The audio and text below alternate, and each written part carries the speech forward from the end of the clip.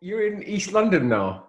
I am in East London. I've given you a very small square of space because Thank you. I've literally dumped all of my work on my table. So this is obviously cannot Oh, be seen, and it's like has oh, to all be very lovely. carefully hidden. So I don't Oh, actually have much wow. to do.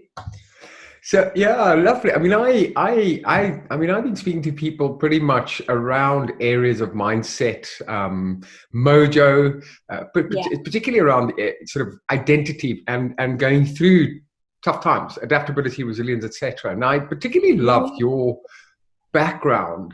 I mean, I first of all, the lemongrass kombucha for me is hands down still the best one ever, the best Really? variant that I've tried, and that's because of my That's personal quite prejudice. divisive. Sorry, Quite divisive, that one. So it's exciting you really? said that. I Yeah. love it. I love it. And the reason why I love it is, I guess I grew up, my dad's Greek, my mother's Dutch. I grew up in a Greek family who love bergamot and rose. And that one feels like it's made with Earl Grey, right? Or some Earl No, Grey. it's not. It's made No? with lemongrass, but pure lemongrass. And so what happens when you use it is it releases its oil, Yeah. and the oil is very perfumey. It's incredibly perfumed. And so that's what you're getting. So some people find it a bit too perfumed, but it's so floral, that rose note that you're Love that. talking about. It's Love it. almost, it's all, I mean, it's not synthetic, but it's got that slight soapiness, which is, Yeah. people absolutely fall in love with it or they don't. But it's an amazing ingredient, actually. What I'm always interested in is what does someone's process look like? In terms of your day, when you get up, what do you do, and how do you obviously keep your flow going? It's funny because I've been thinking a lot about this. I recently took over the company Instagram when my previous marketing person left. And so at the beginning of lockdown, I went to stay with my mum in Somerset, who lives in these beautiful apple orchards. And so I had a chance to sort of slow down the business and return to nature. And the reason this is so important for me is that my background is that I was born and brought up on the Isle of Mull, again by my mother, who was a painter and a forager. She used to teach me how to identify wild plants. I mean, she has an encyclopedic knowledge of them. I certainly don't, but she would take me fishing. She would snare rabbits, sort of the whole way. She did it all. Again, I live in London. I'm very lucky. I have these beautiful shops, but what stuck with me was the amazing plants and the gorse bushes and the rose petals. And so when I was 30, which is 10 years ago, we'll move Mhm. past that, I was working a 9 to 5 job, and I just sort of had a meltdown, and I just thought, I don't know why I'm in an office. I have no idea how I've gone so far from where I was born and brought up. And so I decided to move back to the Hebrides, to the Isle of Mull in Scotland, and had 2 years where I sort of reconnected to the land and discovered kombucha and started making it. And so I have to keep doing this in order to keep my creative process going. So after I did come back from Mull, I started this business, or I started my own version, which was called Lois The Living Teas. And I had this amazing 2 years, 3 years even, where I was a one-man band, and I would make brews in my kitchen and I would sell them to Hakkasan. I don't know how I Oh pulled that wow! off. Yeah, they discovered me, and I had sort of 3 customers. It was actually Yuacha, which is part of Hakkasan, but they obviously didn't know I was doing it in my kitchen, but they really loved it, and I had these homemade labels. But I was doing this I was essentially driving to the country at the weekend and picking the elderflower or the dog roses or the wild hops, and then bringing out limited editions every week and just selling them. And I would just handwrite it, and people would just take it and they would be really into it. So I learned a lot, and I was off the commercial radar. And so it sort of happened in that order that the creativity started it. And I was also asked to write a recipe book at that time, which has inspired many of the recipes that we have today and the future new product development going forward. So that was before I got investment, and I discovered, as I'm sure you know, how hard it is to run a business. After 3 years, I was like, I'm going nowhere. I'm not making any money. I actually don't know what I'm doing. I'm doing everything very badly. So then I got, I mean, it was a real eye opener. This isn't what I was imagining. Come on, where's the gravy? I know. I was just like, exactly. I just thought this is really, and I had 3 jobs. 3 jobs. Wow. I was working as a tailor, I was working as a waitress, and I was babysitting kids to fund my loss, essentially. But I was having a great time. But then I got investment from the guys behind Green and Black's Chocolate and Covent Garden Soup, who are still my business partners today, which I'm very glad about. And we started LA Brewery. But going back to today, like I said, I went to my mother's house, and I've had these glorious 2 months of going back to nature. And the way I design new products is I start in the garden. So whether that's digging up dandelion roots and extracting them for bitters, I put them in alcohol and get the bitters out, and I start building bitters. So if it's, whilst kombucha is the current form of my brand, I actually make many drinks, and the future of our brand is not just kombucha. It's everything that you can make from nature, whether that's, I've got a champagne product coming out soon. I want to bring out a line of bitters, of sort of non-alcoholic spirits. But so as I said, I start, and then I pick the flowers, I pick the petals, I take them to my kitchen, and I start to extract them, play with them, smell them, make ink out of them, whatever I need to do to start working out where the flavor comes from. I read lots of botanical books, whether they're from Kew Gardens, whether they're notes from several years ago, whether my mum has books and books about botanicals.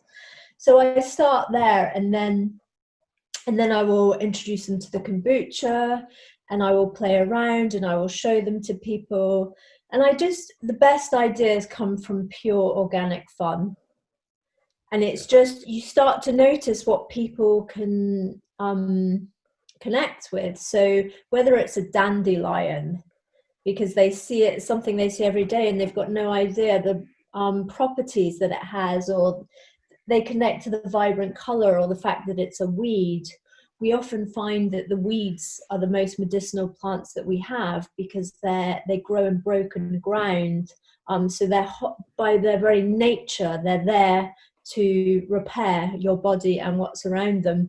It's the same with kombucha, in fact. So the whole thing about gut health is it's about transformation. These products transform. So if you're using tap water for kombucha, the kombucha will clean the water and get rid of the nasties in there and clean it, almost like a filter. You have this product, this advanced, more bioavailable food, which is enhancing your body and is sort of transformed from the original product. Sorry, I'm digressing. I love it. Please do. No, this is not digressing. This is interesting. Please carry on.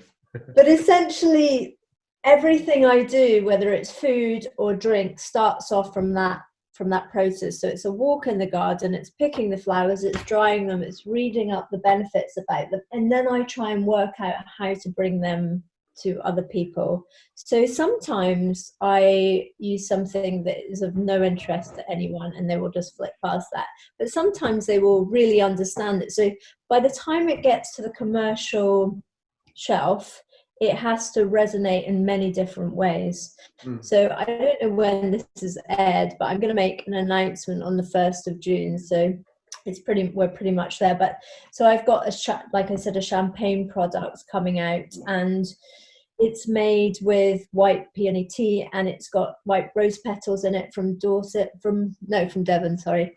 And it's got some champagne extracts in it, and the reason that I've thought, so I've been trying to bring this out for years, and the reason it's so hard is you have to work out a way to get people to drink it, in that when they see the word kombucha, they don't always have a magical reaction. They often think, oh, I think I tried some in the 60s, or someone gave me some, or their neighbor had some and it stank, or whatever it is. There's a lot of barriers around that. So you're trying to work out, how do I make them see this as the most amazing alternative to alcohol? What I do is I steal the clothes of alcohol. So It's in a champagne bottle. It's got a cork. It's got a cage. It's got a beautiful label. It looks like English sparkling wine. It's got heritage. It mentions the kombucha, but it plays on all the cues of the things people are used to, and they understand roses and they understand England. So that's how I sort of end this. I start and it gets more and more and more. You layer it. Yeah, I have to layer it. So, and then in the taste, I have to layer it. So, I mean, something that looks good is one thing, but something that tastes good is completely another. And one thing that I think people don't concentrate on enough is the palate. So we have all these amazing taste receptors. We've got sour receptors, we've got sweet receptors, we've got umami receptors, we've got bitter receptors. So every time I design a drink, I think, well, how long is it going to sit on your tongue, right? Because this is important. So alcohol is quite viscous, so it will sit on your tongue for a while. So a lot of drinks are too thin, so they go straight down and they don't linger. So you have to think about that when you're creating mouthfeel. And so I try and create something that's sweet and sour, has a tiny bit of umami and floral notes, and the acidity hits the cheeks, and that it sits long enough to give satisfaction and also has a hook. Yeah. So that's sort of going through my mind. I mean, I don't know if I always achieve that, but that's always in the back of my head. That's how you think. What will provide? I mean, I certainly think, having experienced your brand, some of the variants definitely speak for themselves. So you have a lot more dimension in some of the LA brands in terms of flavor profile, particularly the lemongrass that we spoke about. It might be polarizing, but it's got some depth. And, there's a lot of players out in the market now, and particularly kombucha is a tricky one. As you know, the market's been saturated. And cutting through that as a consumer is tricky. How do you navigate that shelf? I mean, in fact, on Friday I was speaking to someone who's a cannabis advisor in Vancouver.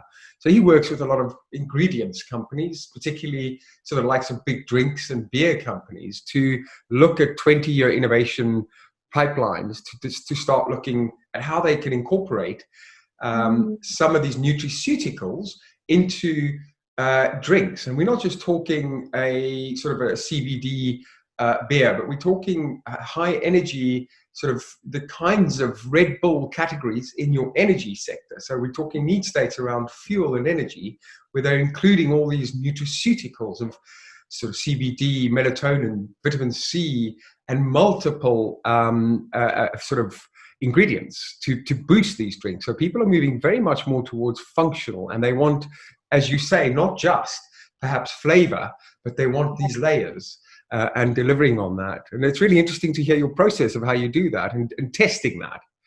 Yeah, and it's I mean, those companies have really strict guidelines in terms of, so you can't make a health claim unless you have a certain amount of let's say said vitamin C, and then you have to prove that before you can make any claims. And then when you get to the more advanced products, people are just terrified because they don't know what they are. So there's so much education around it, and even CBD oil. I mean, I think maybe that's a bit better, but if you go outside our food circle, people don't know what CBD is, and they don't know what kombucha is, and they don't know what anything means. And so if we're going to have some mass success, it all has to be translated. So it's such a fascinating space. It's a tricky time at the moment because consumers are overloaded with information, and how to navigate, how to stand out is another interesting one. You've got an existing brand. I'm curious to hear the story of the brand, where you're going, and particularly your vision. We've got now, you're saying, the champagne coming out. What do you see the sort of future of food and drink in the UK to look like? So, I mean, nobody knows. This is not crystal ball time. And whenever I ask someone, they always go, I don't have a crystal ball. But that said, I'd love to hear your views. You're pushing the inside of the edge on this, and keen to hear where you're at. Yeah, I mean, I've certainly got my vision of where I think it should go. We've seen huge success with companies like Oatly, which I always talk about as one of the amazing brands that has been a game changer, because they converted a health product which was virtually unknown and turned it into the ultimate vegan, change the world non-dairy milk. And the reason it's so brilliant is because it doesn't damage the environment. You're not shipping nuts which have used hundreds of thousands of liters of water across the world. It can be grown sustainably and locally, and so that is absolutely fascinating for me. And so from that, I would say the brands that will make it in this new world will be the ones that are naturally, ethically and sustainably minded, using products from the surrounding area which give you more without the use of genetic modification or chemicals. And so I have sort of two visions. I've got the vision for my existing business, and I have a vision for another business that I'd like to do. But so in terms of LA Brewery, so we started off, I mean, when I first had kombucha, I loved the taste. I didn't know it was so good for you. So I tried it. I drank 2 liters the first day. I've heard subsequently that that's not the done thing. But I just thought it was delicious. It tasted like Haribo, and I love fizzy drinks. And so I was glugging away, and I was probably a bit hungover, so I was down. And then I read about the gut health online, and I just drank it all in, and I learned about diversity. And my partner at the time was studying anthropology of food, and and really looking into where our food came from and the sort of ethical challenges around everything that we eat. And I thought, well, you can make kombucha quite easily. You can get really good teas that support plantations, whether it's in India or China, if you really think about who you're buying from. It's a simple process, and it's in it, the expense is not in the ingredients, it's in the process of trying to contain nature. So if you will know, if you've made kombucha, it's doing its own thing. Absolutely. And you have to work and sync with it, like we have to do with the planet. So, but what I would say about kombucha, I try not to talk about the health benefits in my business, because I think when I think about the most positive thing I can do with it is I can make it into the most amazing non-alcoholic drink. You can use it as a base to make something that tastes like cider, that tastes like champagne, that tastes like a beer. You can do anything. You just need to manipulate it the right way. And it just happens to be really good for you and support your digestive health, whether that's because of the digestive enzymes, whether that's because of the polyphenols in the tea, which are the antioxidants, whether that's because it's non-alcoholic. There's so many ways. And also there's the big topic of bacteria. And when I talk about gut health, I talk about going to farmers markets and buying local vegetables which aren't chemically cleaned. They've got a bit of dirt on them, all the better. Perfect. Going outside, not being too precious about using antibacterial spray, having many different colors in your diet, eating a variety of food, having animals around, all of this contributes to your microbiome and the diversity. So I hope there'll be a balanced approach to the future. So whether you choose to be vegan or a meat eater, it's about just thinking a bit more about where that's coming from and having an honest debate about it. So when I think about food, so we've obviously got the drinks that I'm designing are, I have kombucha, but I'm designing a champagne alternative. I'm launching a sort of IPA alternative. Oh, wow. How exciting. Tropical hops and citrus hops. And I found a kombucha component, the IPA. Oh, wow. Yeah, exactly. It's kombucha, which gives you the acidity of a Belgian beer, is it lambic beers? And I've been working on it for years, but I haven't managed to explain to people what it is properly yet, because people don't know what hops are. Hops are a flower, and they have beautiful flavors. So I've created this sour floral drink which can be drunk instead of beer, and I'm designing liqueurs and tonics and all kinds of things that's a pipeline of a few years. So that's where I see my brand, and I think the bigger opportunity is in non-alcoholic drinks. And I'm not saying that people shouldn't drink. I'm saying that we just probably shouldn't drink every day. And we want to feel special on the days that we're not, and we want ritualism, and we want fun, and we want new tastes. Like, you know, when you taste something that you've never had before and you get this wonderful sensation, you're like, oh my God, that's amazing. It's an adventure. That's what I want to create in non-alcoholic drinks. And in terms of food, I think we have, as you know, you've made kimchi. Yeah. Amazing. My fridge is full of kimchi. Oh wow! Good. Yeah. Which one do you make? Do you make it with radish? What's your favorite? Well, I've got go-to friends who give me with kimchi companies, but when I make it, I make all kinds. I like a classic dill sauerkraut, which is tasty.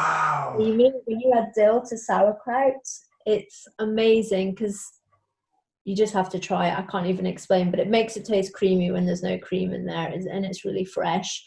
I like having apple in there. I like the really strong kimchis with the fish sauce in them. I also love vegan kimchis made with miso. But what I was going to say about that is kimchi is quite polarizing. I don't think it's mass market yet. Maybe I'm wrong. No, you're right, I think. And then we have it's kind of like olives were in Yorkshire in the 1980s. Exactly. And, you know, you have things like pickled onions, which are weirdly widespread, but probably they're fine for you, but they're not amazing for you. You have tomato ketchup, you have sort of very basic food, and then you have this very complex food. And so what I see is this sweet space in the middle where, in order to do good in the world, we have to create products which are accessible. So they need to be affordable and they need to be delicious. So there's something in between that I think really promising, where I'd like to make and I'm sure lots of people will, because it looks like a home goal, and that, you know, we can make ketchup out of fermented tomatoes. We can make all kinds of condiments. You can make living hummus. I've made there's a Middle Eastern dip called muhammara, which is roasted peppers and sourdough, and it's delicious, and you can add kombucha to that and bring that to life. So again, I always use kombucha because you can add it to dips, extend the shelf life, and give someone some, you know, diversity. And who would have known? Yeah, so I kind of have a whole range of things that essentially the way to help people is to upgrade their existing habits.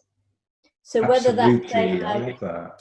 Yeah, so you could have live ketchup on your burger or live mayonnaise, and suddenly your burger, whether it's vegan or whether it's meat, becomes more bioavailable, so the nutrients are easier to digest. And so, or you can have some kimchi or some, you know, pepper sauce on your eggs, and again, that suddenly you're bringing that to life. Or you can have a live probiotic powder, which is made from dried living foods, which you can sprinkle on something, and it's just so easy. You have no time, and you've just got some noodles, so you can suddenly add color and, you know, life, nutrients as well, nutrients to your food. And so I think condiments and dips and all those kind of things are probably the future, where people stop eating shelf-stable sterile food, although they're probably not quite ready for the more advanced kimchis or of this world. And then they can, you know, they can buy these just easy ways to be healthy, which not only enhance the digestibility, but also the flavor profile. Yeah. You know, Asia is so far ahead of us in this. All their food tastes amazing. They add these great things, and they do it for a reason. They do it. They're not worried about their gut health. They're just thinking, this is delicious. It tastes good. So speaking of, I mean, I guess Asia, moving on, where do you believe are the markets to be looking at right now? Who's kind of at the front end? Where are we in the UK? And sort of, who do you think would be worth watching to pick up on some of these early adopters? Yeah, I mean, I'm not an expert on this, but I always think that, and this is not new, but America, the thing about America is it's so rural that people are forced to create their own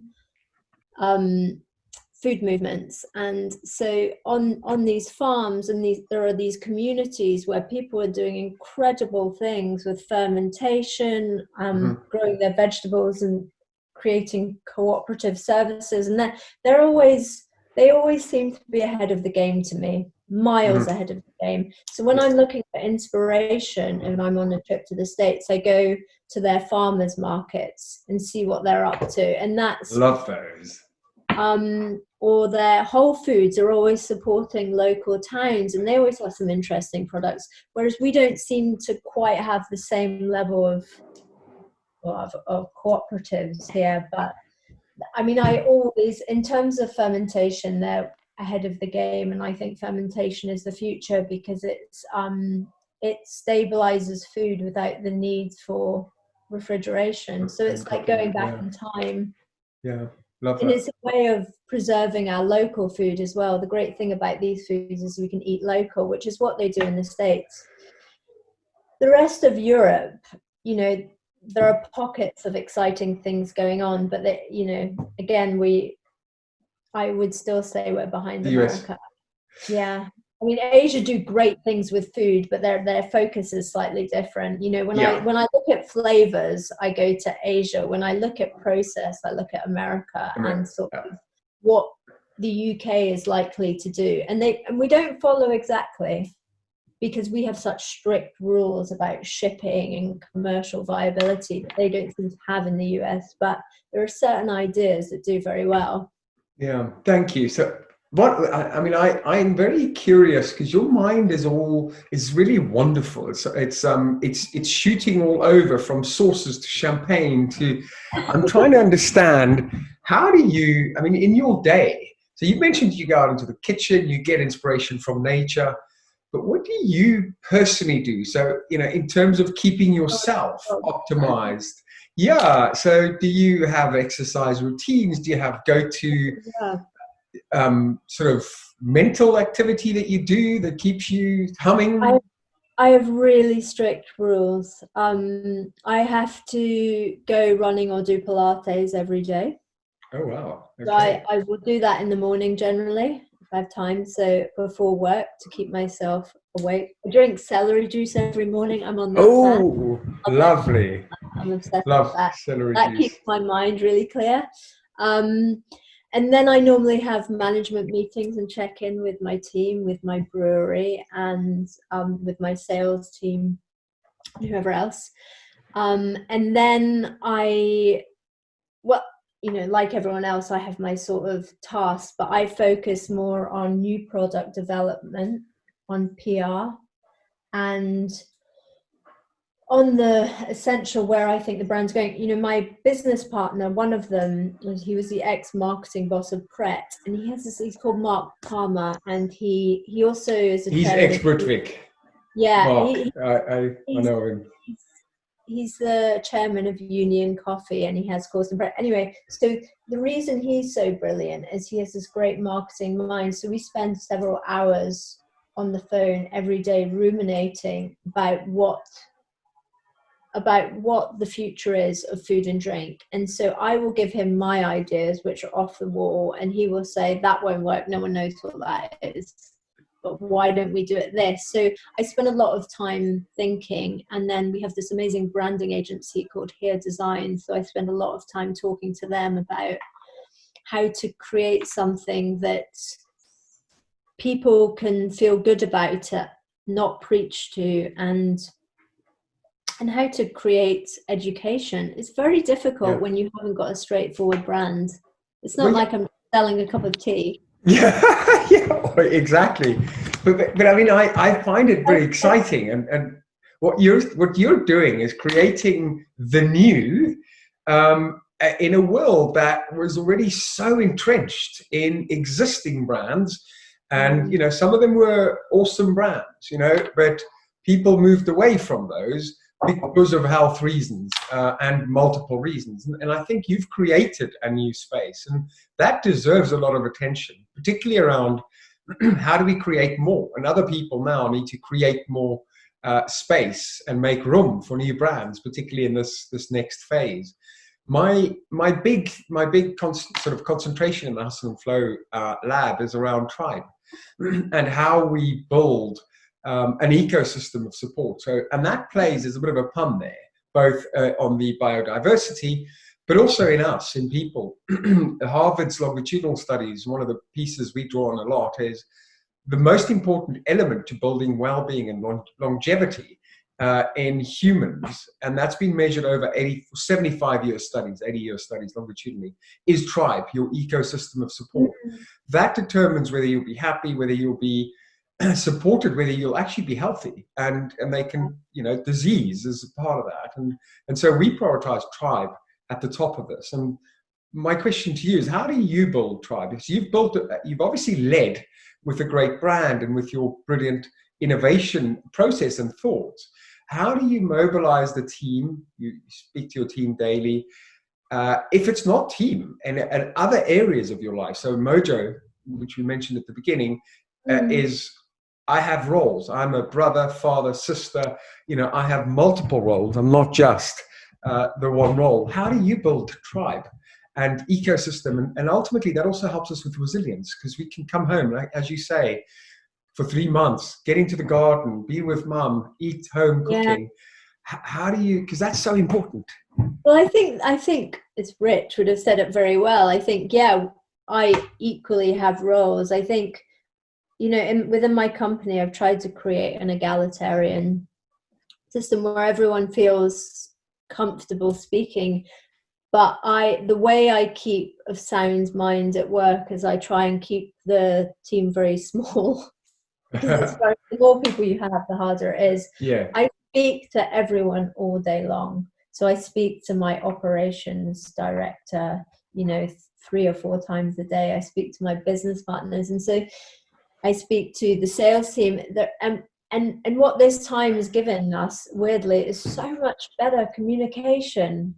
So we're always on Zoom or Microsoft Teams. And so the way we operate is to talk a lot of the time, which is probably why my mind is jumping around on this meeting, on this call, because that is what I do all day. I jump from one call to another, and I've got probably a more creative mind. So you talk about organizing oneself, it's tricky. I firefight.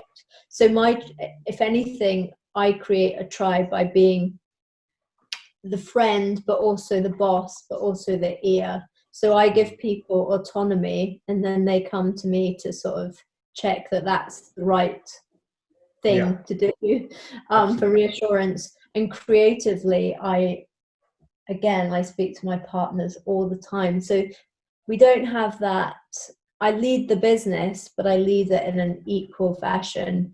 And then as you say, we have our roles. I'm a sister, I'm a good friend to my friends, and my friends are always there in the background. So it's just a constant flow. Like, again, I'm also a bit of a hermit. So I also have to have several hours alone a day. And I have to walk alone. Otherwise I can't. It's just too much for me. So the I can identify with that. Loner. Oh, really? Too busy? Yeah, too busy. I can't handle it. So I try and go there in the middle of the night. But then I probably speak to the same 6 people every single day of my life. Oh, wow. And that's the rule. Yeah. And then again, it's like the Pilates, the running, the 8 hours sleep, the avoiding alcohol, the eating lots.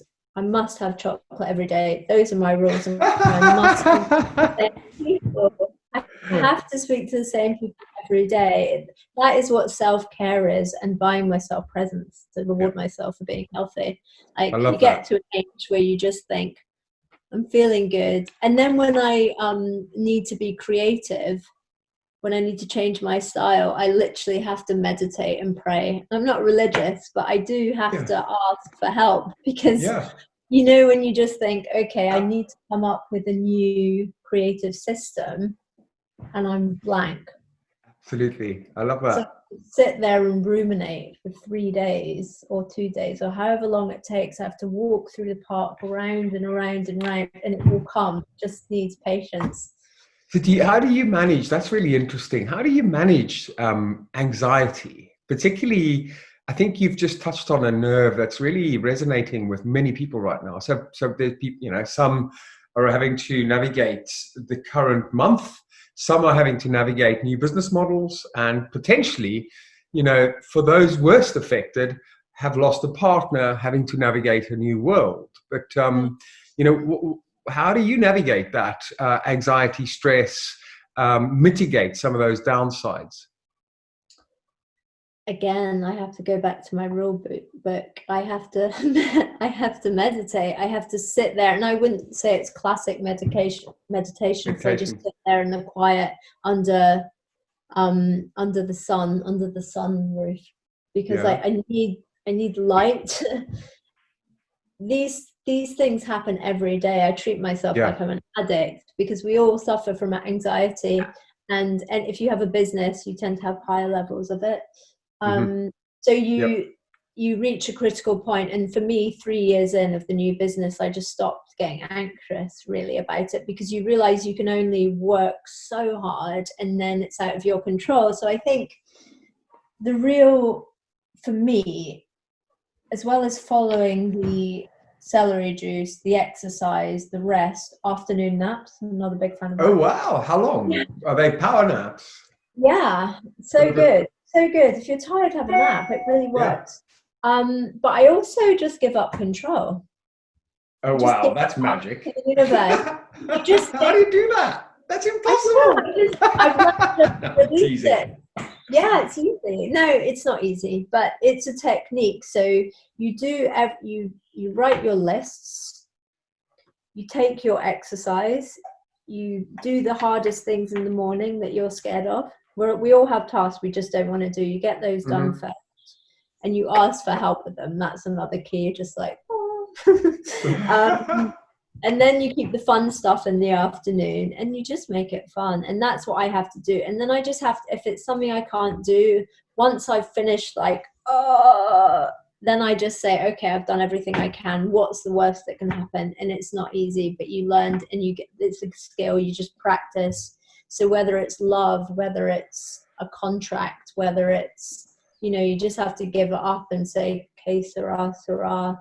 And that is how I navigate anxiety. And I try not to drink more than a glass of wine or two, because I know that will the next day make me very anxious. And so, and CBD oil, brilliant. Yeah, does it? I've never tried it. I haven't tried any CBD products. I love it. If you suffer from I'm going to go and try them. Which I'm not saying you do, but I definitely do. So CBD oil a few times a day is magic. Yeah, I mean, I think I have a healthy level of anxiety. You could probably characterize it as obsession or some kind of nervous energy. But you know, and I've and it's maybe part of the creative process. It's a natural fuel and energy, and I just try and channel it in the right way. It can. The downside of that is can create sleeplessness and insomnia, or kind of you wake up at 3 a.m. and you're like, oh, okay, ready, and then you've got to work with that. But it's for years now I've managed that. That's fine. I've got the same thing, but it's also, obsession is a very good word, because I think when you're working for yourself, I think you potentially need a level of that. You're not going to get rid of it, and it's when I find it can be challenging is if I'm working on something and I just cannot let it go, and you're like, okay, I just need to let that move in society, because probably no one else will know, and I can change it afterwards. And it's like allowing completion. So you're channeling your energy and obsession can create beautiful, beautiful results. But just knowing when you've crossed that line, and you just need to let it go. Yeah, I never know when I've crossed the line. I never know. So, but you know, that's the healthy Greek South African in me. Always on the line, maybe tiptoeing over it. But my final question. But I was going to ask you, actually, two more questions. I don't know how much time you've got, but I'm loving this. I can speak to you all day, and I know you're busy, so I'll let you go. But I wanted to ask you about your role model. So another big thing is the mojo and the tribe. You know, I'm very active in chats with friends at the moment, and reaching out to people. I've lived in, 6 or 7 countries, and I'm unfortunately one of those people that still relies on Facebook and digital to plug in to my friends and family around the world. So I've got a tribe in Amsterdam, I've got tribes in the Middle East and all over. For me, the tribe and the plugging in is an important thing.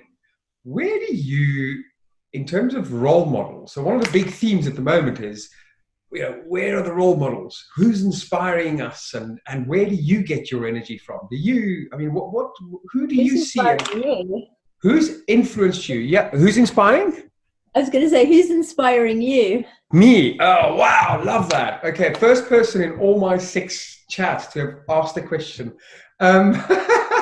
My dad is one of the big role models in my life. And the reason why is that he's always been an entrepreneur.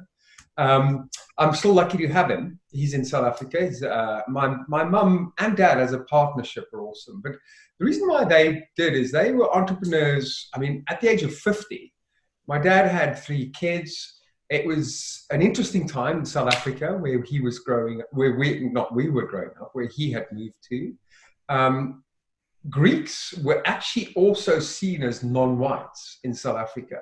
Mm-hmm. So he used to attract the same level of discrimination as non-whites. And despite that, they went in and managed to grow a family and a community and across a divide at a time in South Africa's history, which might have sounded like, what? And people used to say, get out, get out. And despite that, managed to do the feast and famine cycle a few times. And even at the age of 50, he was starting new businesses, taking risks and having a healthy level of sort of managing the tension between keeping a family going, which is, for me, kind of a big thing to be able to create something, a family and a household, and be a responsible parent and partner, and still operate as an entrepreneur. So for me, that's a biggie. I've met Nelson Mandela when I was in South Africa. He's another biggie, of course. Who else inspires me? I think about this a lot. There's a lot of them. I mean, but mostly people in my tribe. I try and take it away from celebs at the moment. And I look at people like yourself and people in our tribe that, you know, it's real, it's pragmatic, it's not BS. And, you know, that's for me the real stuff, the real inspiration comes from that. And, you know, and people that really go through adversity and manage to come out on top, not necessarily the people flying the jets and, you know, that might not have had that. They might have had the trust funds. I think it's interesting what you said about your dad, because it's like that gets the heart of it, isn't it? It's like, what's your motivation? And for him it was his family and surviving and looking after everyone and also satisfying his own creative ambition. But, you know, it's funny when we think like, what drives us? So I don't know what drives you. Is it? Well, it's a wonderful question. My biggest driver has been for a long time a family, actually, to start a family, to have children. And I've started reconsidering that. The driver is still to create a tribe, is still to create community, to connect and belong and feel like I'm belonging in a kind, warm, sort of happy little, one of those flotation devices where you feel really good. And, you know, I kind of want to create that around me. It might not be my own kids, but my drivers are very much around that. And so that's my number one driver. Number two is obviously lifestyle, wanting to, enjoy life more, to be able to get out and have freedom, to be able to go and see different places and travel. And as you know, the ethnography and culture of food and people for me is something that gets me out of bed and gets me very excited. What about you? Yeah. Well, I go back to the motivation because I think that sort of drives who inspires you. because you look at people who you perceive to be doing brilliant things, and whether that's because they're famous or they have level of success or they've impacted society. And so I think my drivers, I think when I started a business, there was a certain vanity in it that I thought, oh, I want to have my own business, and then I can say I've got my own business, because I looked at people and I thought that's great. But now having my own business, I just think it's a nightmare. Like, that's not, you know, someone says it, I don't ever think, wow. I think, oh, no, Yeah. I understand. So that sort of changed. But my drive now is, you know, I don't have children. It's not something that I specifically want, but I have this great need to, it's not about making a mark, but I want to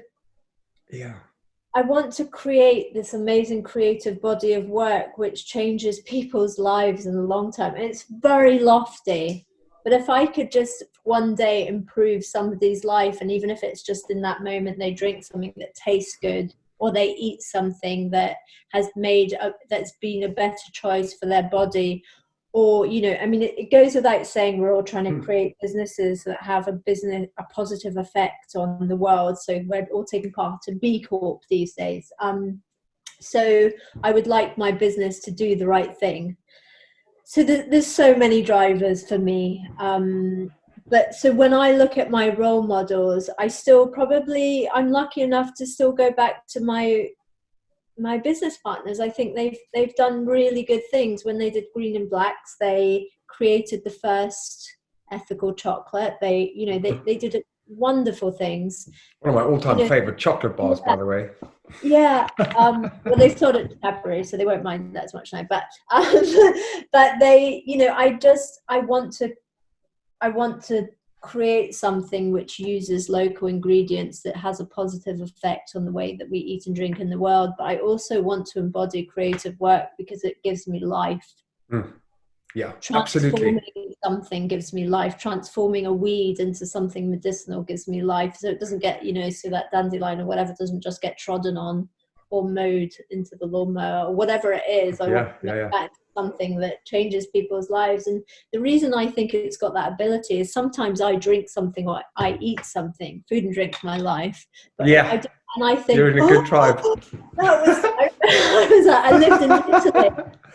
I remember the first day I moved to Italy having this integrale croissant, which was this wholemeal croissant that had honey in it, and it was straight out of the oven. And I remember eating it and just my world just stopped for like 10 minutes, and I just couldn't move. I was so happy, and I love those food experiences. Yeah. So I do like a tiny bit of that, and then also I'd like to pick influences from each of my friends. They've all got something very special, whether they are just so meticulous about their garden, whether it's that they're trying to just be generous with their friends, or, you know, it's all very human stuff. Yeah, I love that. Than things that you can't reach. Absolutely. I love what you just said. You know, differentiating the human experience, I think, is what it's all about. And certainly my passion and focus, I mean, coming from a world of data strategy and AI and all that, I think we've reached the tipping point and saturation point where we've invested maybe too much on STEM. And I'm going public with this STEM. We haven't done enough with differentiating the human experience, emoting, being kind, gentle, and, you know, we could still compete. We could still be warriors, but, you know, it doesn't have to be in a way that breaks each other down. We can lift one another. Yeah, you don't need to take anyone out. One can facilitate another. But I think that's probably what this last few months has been about. We've had this ability to sort of reconnect to ourselves, our habits. We've shone a light on our darkness, weirdly. Yeah. And we can just, you know, human experiences have become so subtle. You know, I've never smiled at more people in the street. Or more. I can see people smiling now. Thank you. It's so nice. And like, there's that kind of holding doors, and it's summer and there's hope in the air. And so the human experience of being home, just really simply having food or what everyone's doing, baking sourdough, I think I think that has been enhanced now, and we should capitalize on that. And it's just about making every moment so special. So if we can get in on that, brilliant. I think we are, and we have. Thank you. I'm so grateful for your time. I've loved chatting to you. I mean, I could, like I say, speak to you all day. Maybe we could do it another time, but have a discussion over our top 5 food moments. That's one I'd love to speak to you about, because it resonates where you sit and I can still remember those top 5 moments, where I was, what was I eating, everything around me. I love that. Very exciting. But thank you so much for your time. No I can talk all day.